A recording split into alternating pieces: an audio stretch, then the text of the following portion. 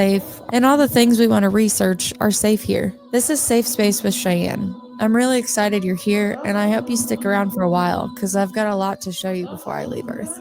I love you guys.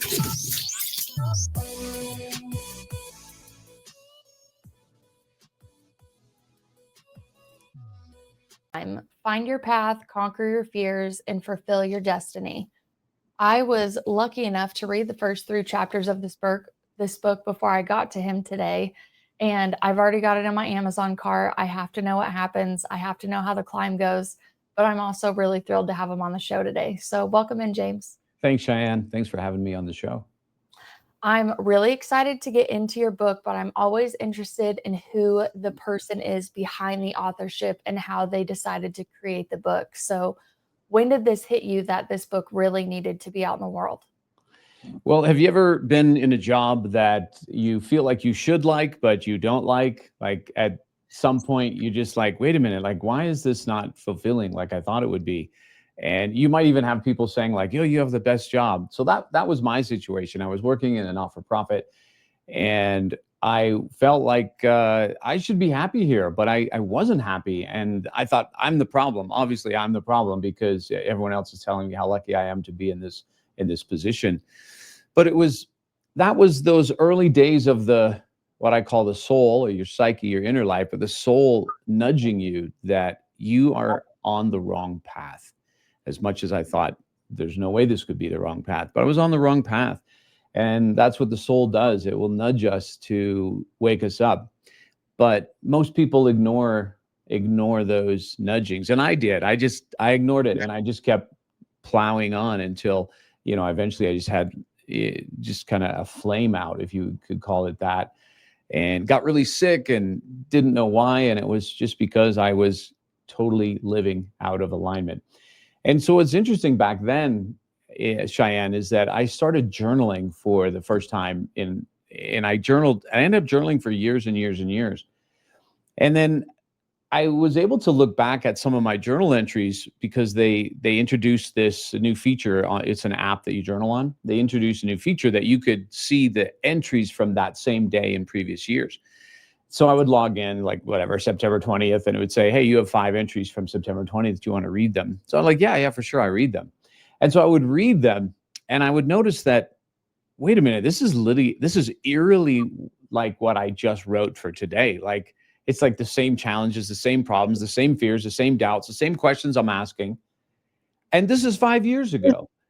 And it was in that moment that I realized I'm living in this massive repeating loop. And, it reminds me of that anonymous quote that it said that a man only lives 80 years, but really he only lives 1 year, repeated 80 times. And that hit me. And I realized I now can predict my future because it's going to be the same as what it's always been. And that sort of woke me up and I was like, well, you actually have to make some changes. So that's where it was out of my story that the book story has come, which basically takes that idea that sometimes we get out of alignment with our life and our soul is nudging on us, but we don't stop and listen. And the story is about someone who, in a sense, gets forced to listen to what the soul wants to say to them. So were you just in like a mentally clogged state in your life and you're like, I'm just going to journal? Like, did it just come to you randomly, or have you always been someone that wrote down your thoughts randomly to kind of have that introspective? I had tried to journal several times, but it only lasted like a week. But just one day I was like, let me start to journal. I want to create the habit of it.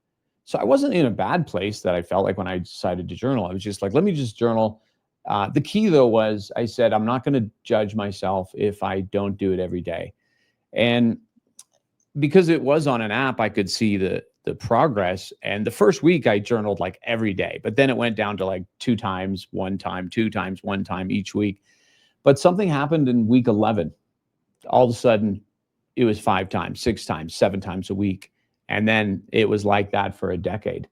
So, something to be said there about habits and not judging yourself and sticking with it. But the journal became sort of my window. If there was a crystal ball to my life, it was the journal. And honestly, like Cheyenne, some of the stuff was eerie. It wasn't just like struggling with the same fears or doubts. Like we would understand that. But there were things like I'm I'm in a hospital in Costa Rica, and then because I've got stomach pain, and I look at my journal that night, and a year ago I was in a hospital in Spain getting emergency surgery to take out my gallbladder. Or one day I went to I had the flu, and I couldn't get over it. So finally I run into a minute clinic at CVS or something, and I go in there to see the nurse practitioner. And so they're opening up my file, and I'm telling them all my symptoms. And then she goes, "Wait a minute." She goes, "You were already in here today." And I'm like, "No, I wasn't." She goes, "Yes, you were at our beaches location." And here I am thinking she's thinking I'm trying to like abuse the system and get more drugs. I'm like, "No, really, like I've been at home in bed all day." And then she goes, "Wait a minute." She goes, "Oh, that's so weird." She goes, "You were at our beaches location on this day, but 1 year ago." And she goes, "And all your symptoms are the same. I'm just going to copy and paste them into today's file." And that was like more confirmation, like copy and paste. It's like I was living in this orbit, but the orbit was so big that you don't recognize that you're in it. And I think that's actually true to all of us, right? That we we live in these patterns and loops, and all driven by our programs, our paradigms, to try to live a safe life. And that's what it doesn't mean you can't live a good life, but it just means you're going to live an autopilot life. And I want more than that.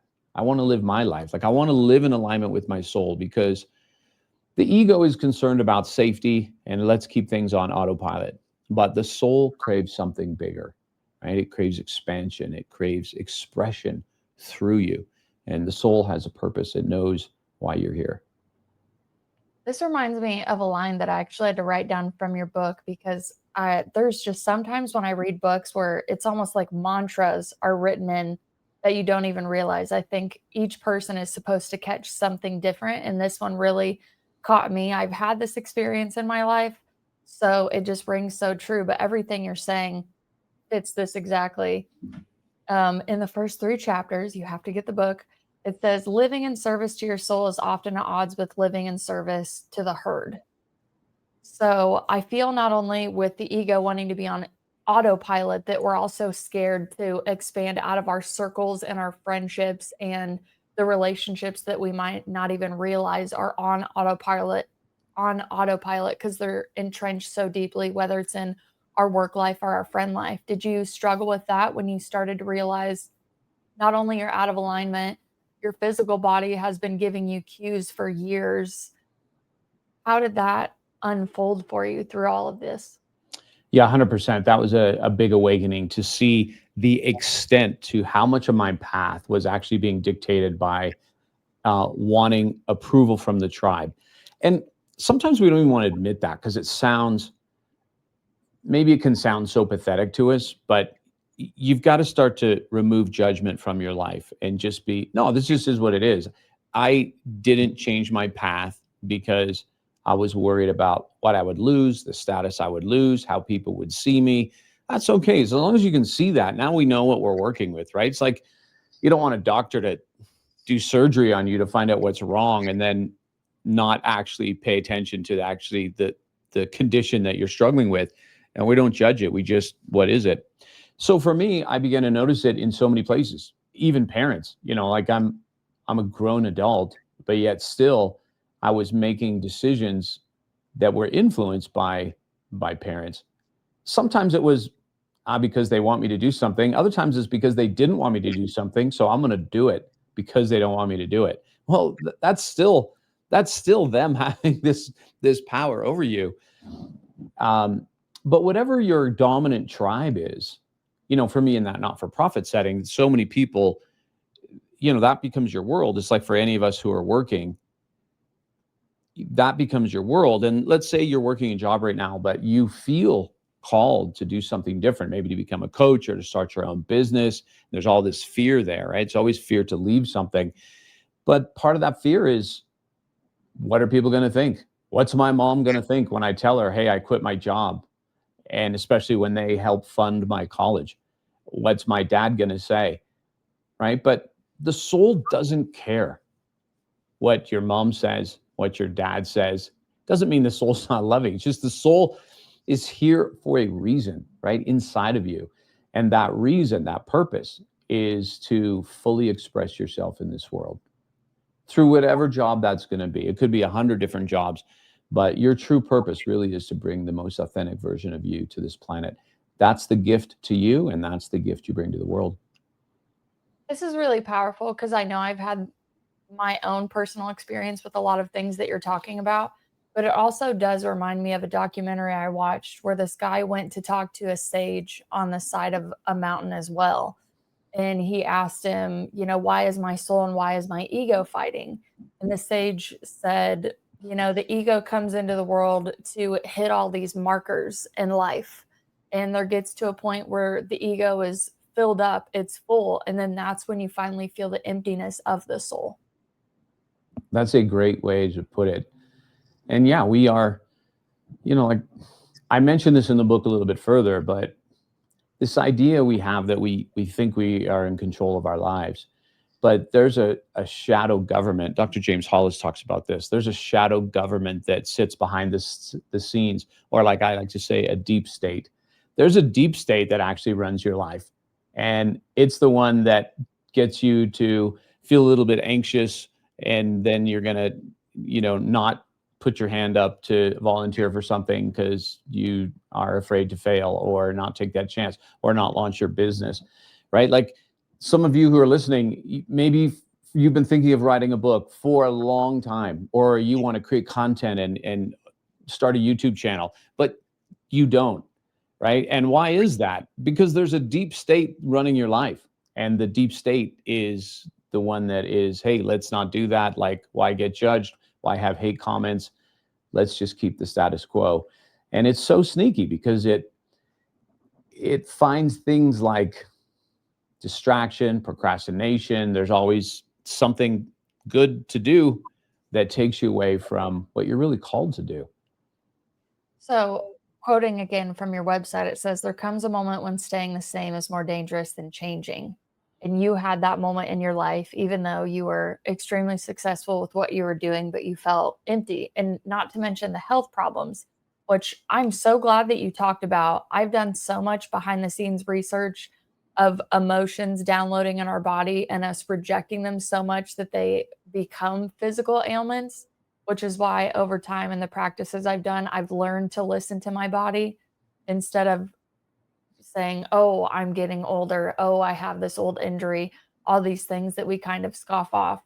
What were the moments forward? Were there other modalities that you used to kind of help get your body and mind and soul in line?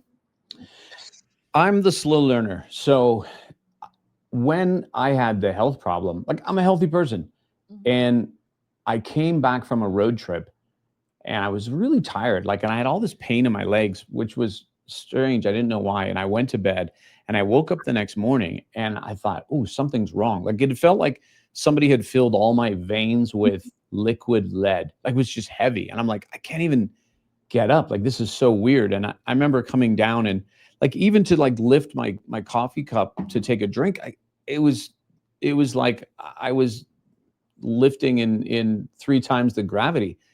And then that really scared me. I'm like, what's wrong? And I thought, okay, maybe I just am tired. But a week goes by and I'm still like that. 2 weeks goes by, like I couldn't work. I was in bed and I started to get worried, like, what have I done to my body? Like I have broken something. And I went to doctors and had all these tests and they're testing me for lupus and cancer and everything. And at the end of the day, they're like, nope, there's nothing wrong with you. And I'm like, there's something wrong with me. I'm glad it's not something serious medically. And that was the first time in my life I was like, I'm going to meditate. Like I've never meditated before. And I thought, okay, I'm going to learn to meditate. And I did. And that became a great joy. Like it was like a spa for the mind. And it was so powerful because I'm just like this ADHD person who can't settle down, but I learned to do it. And I would love to tell you, Cheyenne, that was this wake up moment and I just changed everything, but I didn't. As soon as I got better, I went back to the same stuff. And it would take years more before I finally was like, okay, I've had enough. Like I've had enough. My fears just like the guardrails on a road on a high mountain pass, they just keep you on the path. That's what our fear does. Our anxiety just keeps us there. And then finally I was like, no, this isn't. I've got this one life. I'm going to have regrets if I don't make some move. So in all of that, in fact, in that time when I was really sick, that's when I came across the work of Dr. James Hollis. So he's a well-known Jungian psychoanalyst. He's written, I think, 25 books now.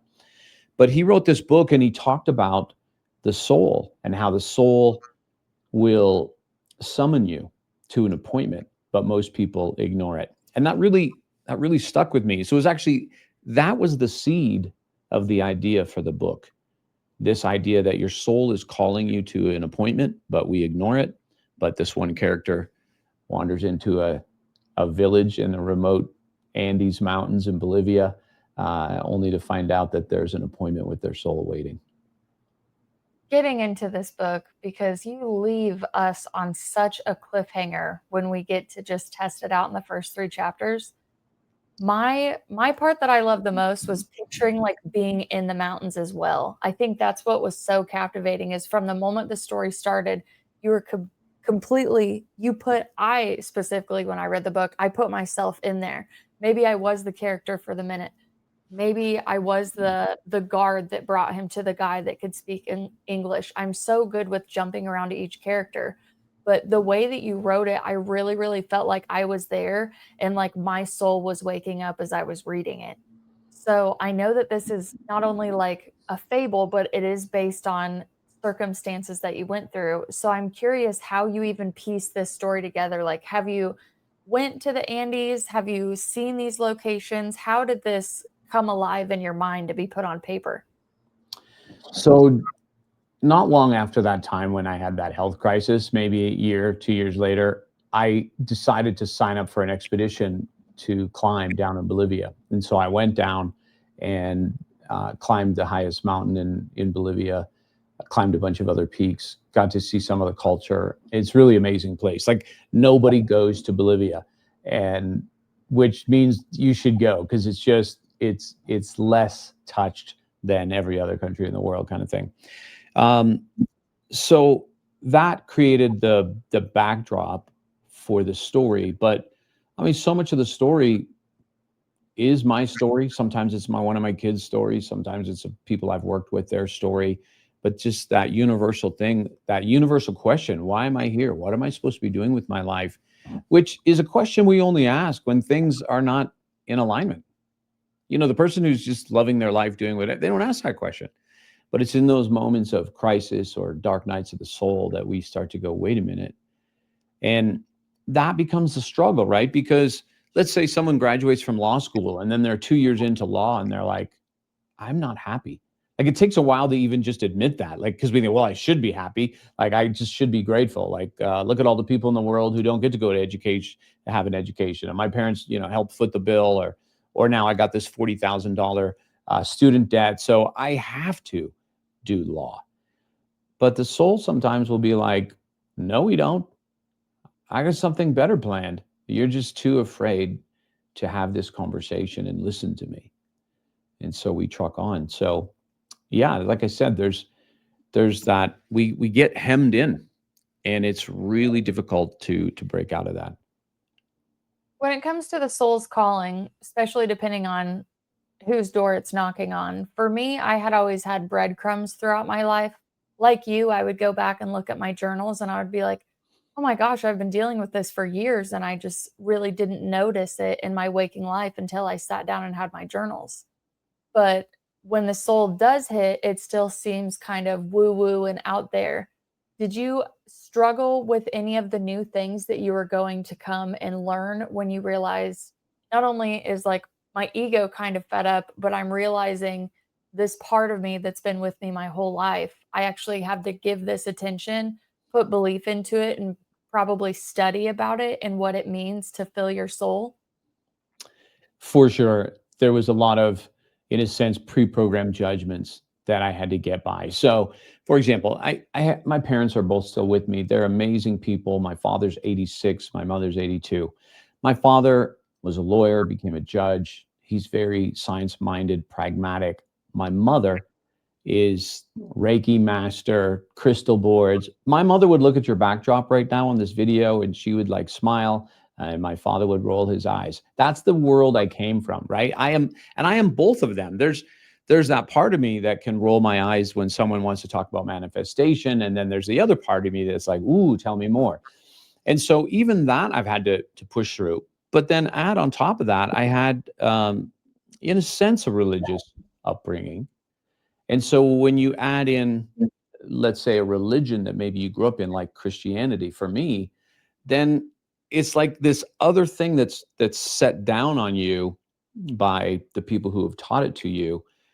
In some ways, it becomes limiting, so that you go to yoga class and someone from your church goes, "Oh, yoga, like that's like bad." You're like, what? Like, how's yoga bad? Oh, because you're like doing some pose to some other deity. And I'm like, what, really? Like, I don't think so. But there's just like that mindset. And so, but with all of those things, those pillars around us of people who have influenced us, comes an enormous weight to stay within that box.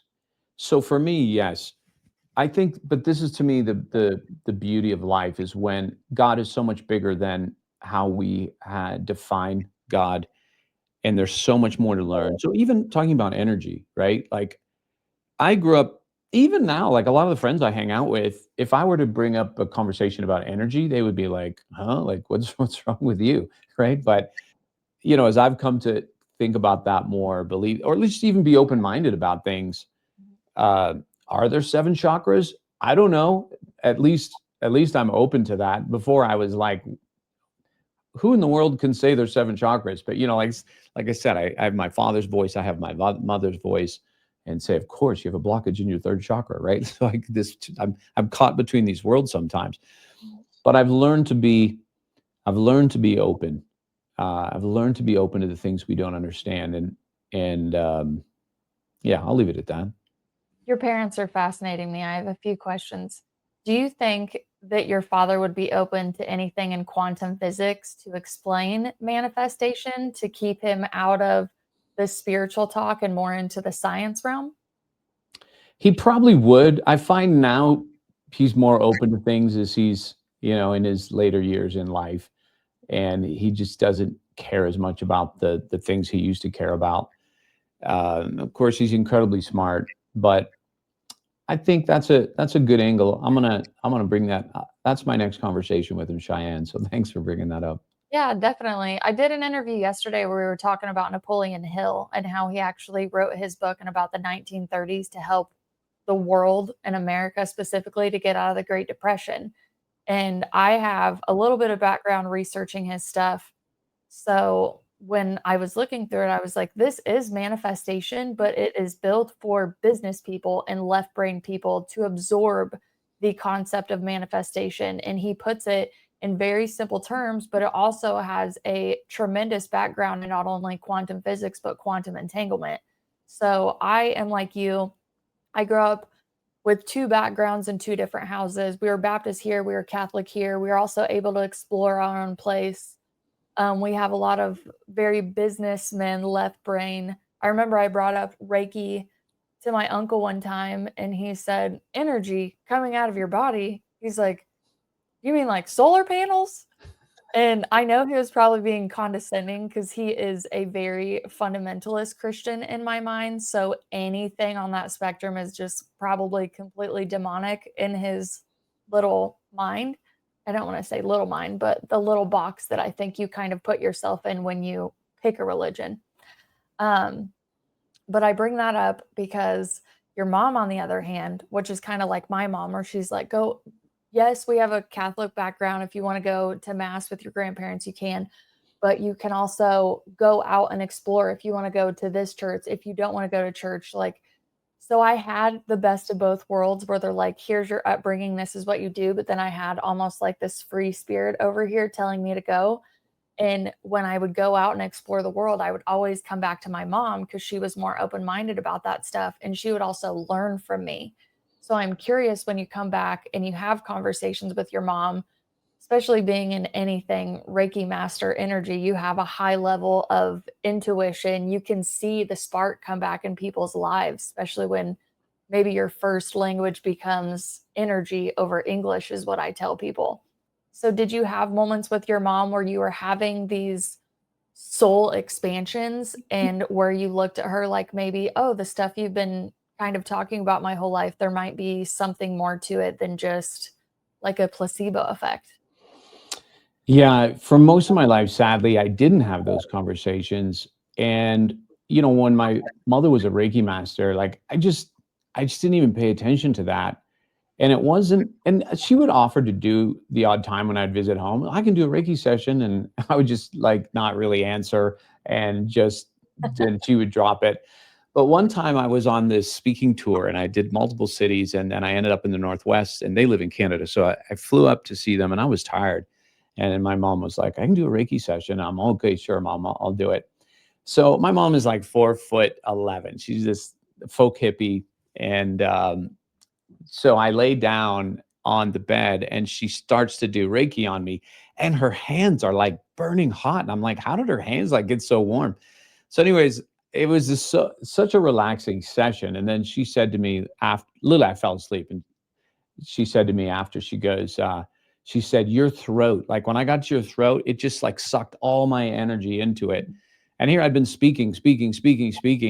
And it was just one of those moments. I'm like, huh, like I should have been doing this before with her, like almost a pang of guilt, right? Like I have not given my mother credit for this element of her life, which I do respect more now that I just didn't think about before. But, my mom would join some psychic line where it's a bunch of people and they're all psychic and they're talking. And then she would get off the phone and tell us, and I would see my father. He's very patient, he's very tolerant, but he'd still roll his eyes and I'd see it. And especially as a son and a father, then even as an adult son, you're like, "Oh, I don't want my dad to roll his eyes at me, so don't talk about that." It's different now. Like I'm now at the place where I could have those conversations with my father to say like, oh, well, maybe that is true. I don't know, but at least I'm open. I like the open-mindedness, and I really respect the upbringing that both of your parents have, especially for your dad to be so logic and then still allow his wife space to do that. But this also reminds me of some things that I brought up on another interview, which we talked about imposter syndrome heavily, which was really flagging in my mind when you brought up the I don't want my dad to roll his eyes at me. So, seeking validation, seeking approval, seeking applause, whether we're unconsciously doing it or not, how, if you do struggle or did struggle with imposter syndrome, how have you either named the inner critic in your mind or really moved past that to continue the goals that you have in life? Imposter syndrome has been my ride and die partner in the front seat, literally my entire life. And there's there's two sides of that coin. So on the one side, because I'd been working in the not-for-profits and then I decided to launch my leadership development company, then I was speaking in front of corporate audiences. I had all this insecurity of like, well, what do I know? I was only in the not-for-profits, or what do I know about this? What do I know about that? And so I would study harder, study harder. And I remember being at a conference one time. I was one of the speakers, and this expert on this topic of motivation was up, and he was speaking. And everything he said, I knew. Every study he cited, I knew. I even knew who the psychologists were. And at the end of that, I'm like, dang, I know at least what he said in his speech. I know everything he just said. Like it was one of those moments like you've got to give yourself more credit. So the I said there's two sides to the coin on imposter syndrome. I would not be as skilled as a speaker or a coach or a leadership, expert if it weren't for the imposter syndrome, because that insecurity drove me to get better, because it was ego. I'm not saying it's great, but I'm just saying don't always judge your weaknesses, right? Because sometimes they do serve you. And so where that served me was I just devoted myself to mastery. And someone else who didn't struggle with that, maybe they were ahead of me, but then I leapfrogged them. I got better. So it's not that it was the imposter syndrome, but it was the work to put in. But that was the motivator for me.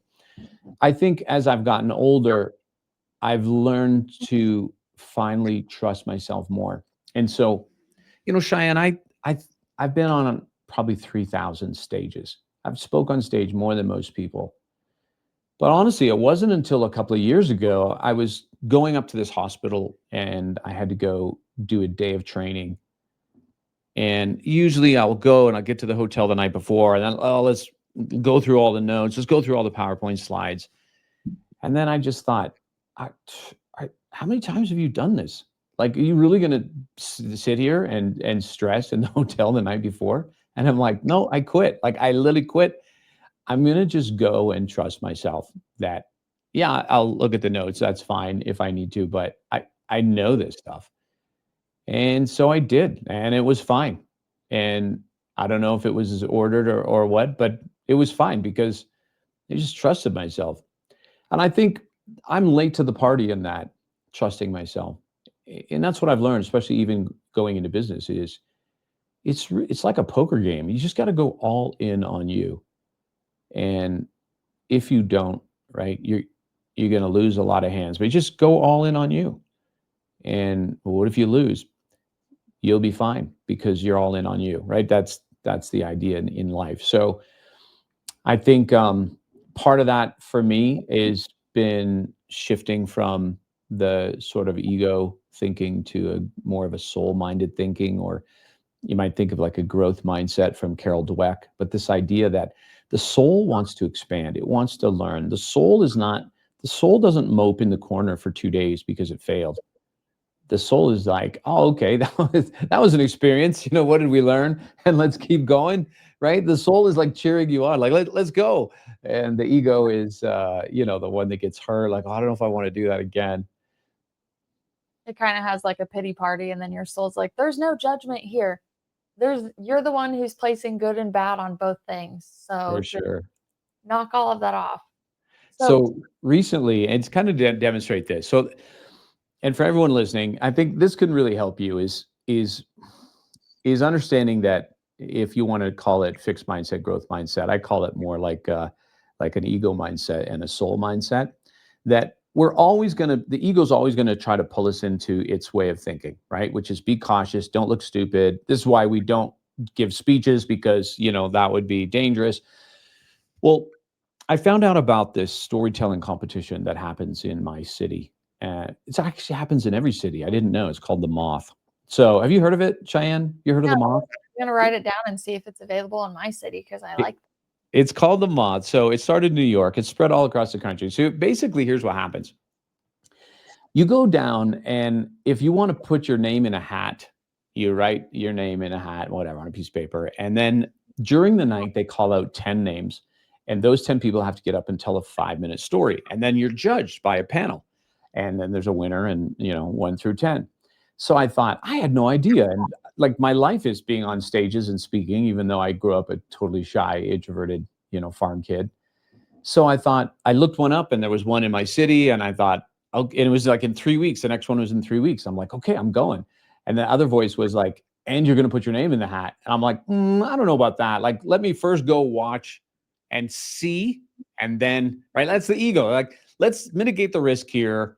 And because it would really look bad if you as a professional speaker go and like tank in this competition. So let's just go. But the soul was like, no, like, put your name in the hat. Like, let's just do that. So I'm like, okay, I'm doing it right in those moments. I'm going to do this. So I go down there only to find out, like, this is in a theater. There's like balcony. There's hundreds of people in here. I was expecting, 20 people. There's hundreds of people in here. I put my name in the hat. I invited my kids because I thought, well, either for support or maybe I'll win and I'll show them, like, Dad's amazing. So I go and sit with my daughter after I'd put my name in. And then I said to her, you ever do something that you immediately regretted? And she kind of laughed. And I said, well, as long as I don't get called first, because I literally have never seen this. And sure enough, they start the thing and they're like, and our first storyteller tonight, they reach into the hat, James Robbins. And I was like, no. So I go walk down the stairs. I'm thinking, what am I doing? I get up, I tell my story. I went over time. I didn't use the secret word they want you to use every time. And but the good news was at the end, when I was finished, I was in first place until the second speaker went. Then I was in second place, and then I was in third, and then I was in fourth. Later, I was in fifth, and I ended the night in sixth place. And my kids actually left halfway through, and I was just sitting there, and I was like so ego hurt, right? Like I was ego hurt, ego embarrassed, and I'm like, I'm glad nobody knows that I have so much experience because there's not a single person in there who has been on stage more than I am. I could just bet my life on that. And I was saying to my partner later driving home, and I said, I finally got past the ego. And I was like, it's actually kind of funny that I'm like this professional speaker and I just got wiped out at a local storytelling competition. But here's the thing now. So that was the experience. Now, that story I told you, I now tell that story on stages. But think about it. Which story would people want to hear? Oh, and I decided to go in the storytelling competition because I've done this 3,000 times and I got first place. And where's the story in that? Where's the experience? Where's the impact on people? And yet the soul is like, no, let's going to do this. And then, I get wiped out. But the soul is like, wow, that was an experience. Like, hey, what did we learn? What do we do better next time? Like, that's amazing. But the real version of the story is what I told you. That encourages people. That inspires people. And so in that way, the soul expresses its desire, and it's adventurous. And it's sometimes the soul is definitely a bit scary to the ego. Well, I think the vulnerability and the mess ups is where you can capture people because you're right. If we're just going to put someone on stage and they check all the boxes, they get all the A's, and they're just perfect, perfect, perfect. At the end of the day, that has a form of inspiration, but I feel it is more ego inspiration than soul inspiration, where it's like, oh, well, he tripped up a little bit and he got up and kept going. I can too. Yeah, exactly. You see the you see ego inspiration everywhere, right? Especially online, especially with a lot of young men. They make a lot of money and then let's flash this lifestyle, cars, boats, yachts, whatever it might be. And then other people see that and the ego wants that. I mean, my ego wants that. Like it's just like, oh yeah, I want that. And what I've learned as I've gotten older is that even the things you think you want in your life, your goals and your dreams, you have to actually really look at those. And so I'll give you an example, and this makes its way into the book. Um, I used to carry this stone in my pocket. It was a gold stone, and I had engraved on it $1 million. So I wanted to make $1 million in a year, and I carried it every day through airports. Doesn't matter where I was, carried this stone. But after a couple of years of carrying this stone, I was no closer to this goal. And one day I thought, well, why do you want this? Why do you want $1 million? Like, what's that going to do for you? And when you sit with that, the answer was because then I'll feel successful, which means I wasn't feeling successful. And then it hit me, this isn't about $1 million. This is about taking away shame. And I don't need $1 million to take away shame. And so that's an example of we have these goals that we get revved up about, but it actually might be the wrong mountain.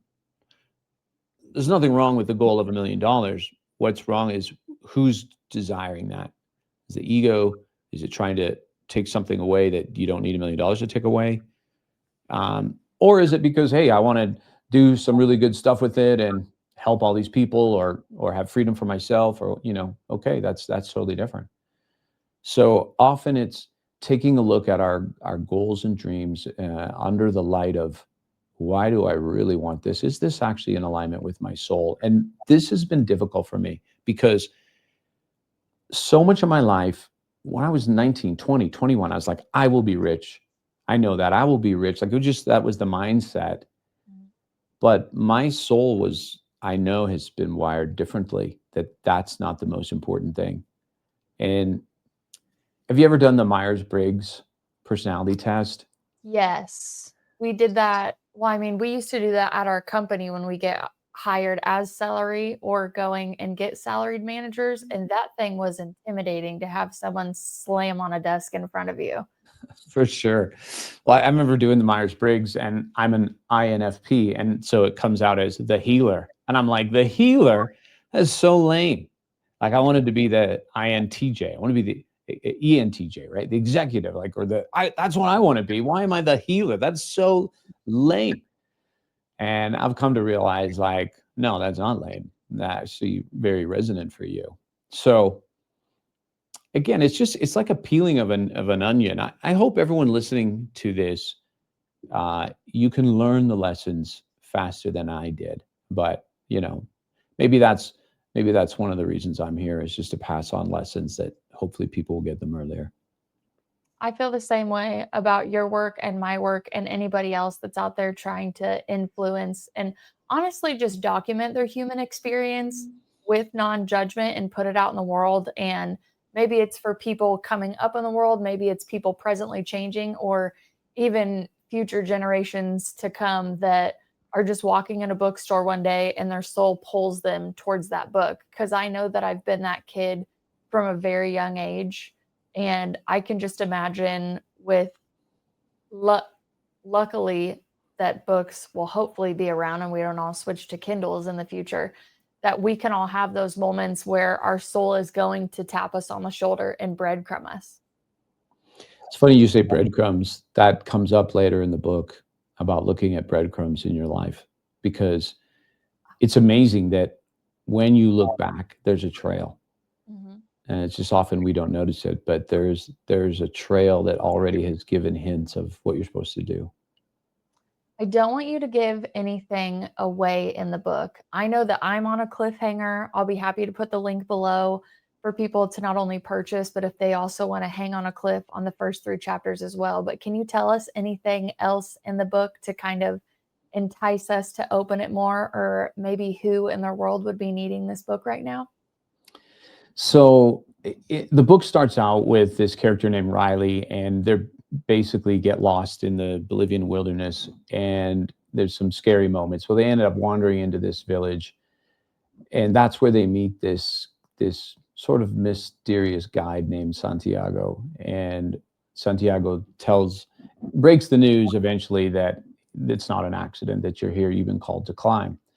And so Riley has to make this decision to climb, but there's this tension in Riley, because the other side of Riley is like, this is so stupid. Like, there's no way.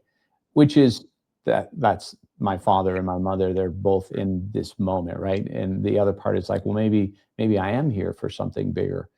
So, anyways, as the book goes on, Riley is climbing this mountain, but all kinds of things happen.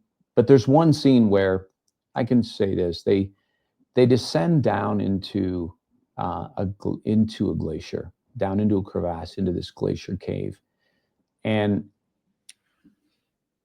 Santiago, the main character, he goes over to this big wall of ice and chips this piece off and brings it to Riley and says, this was frozen about 100,000 years ago, which is why scientists love to study glaciers. And trapped in it are air bubbles from 100,000 years ago. It just keeps a memory, but this is like your subconscious. It just keeps a memory of everything, and it is like a glacier is just moving. You're not stopping it, but no one can see it moving. And the subconscious is a bit like that. It's just running the show, but you don't notice it's running the show.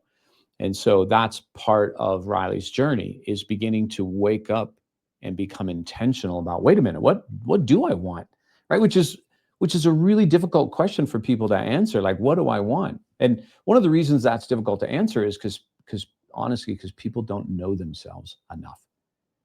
And so as you get to know yourself, you start to get more clear with, what do you want, right? Not what are you allowed to want, what do you want? And to not be apologetic about that. Like, we're so apologetic about our dreams, or we have dreams we don't want to tell our friends. What would they think? But who cares? It's your life. How are you going to live it? So yeah, and as the climb unfolds, lots of things happen. There's moments of thinking of quitting, and I can't wait to finish this book. I can't wait to hear what you think. So you'll have to fill me in. Well, I'll definitely send you an email, but I will definitely put a review anywhere that I can because I know how special those are for authors as well. Thank you, Cheyenne. I will put all of your information below for anybody that wants to see it, but is there a special place that you would like people to reach out to you for any information, resources, online courses? The best place about the book is to go to iwillclimb.com, iwillclimb.com. And if you're on LinkedIn, yeah, find me on LinkedIn. Let me know that you saw me on Cheyenne's show here. I'd love to connect. Wonderful. Thank you so much for coming on today and sharing your story and your book with us, James. Thanks, Cheyenne. Have a good day, friends. We'll see you on the next episode.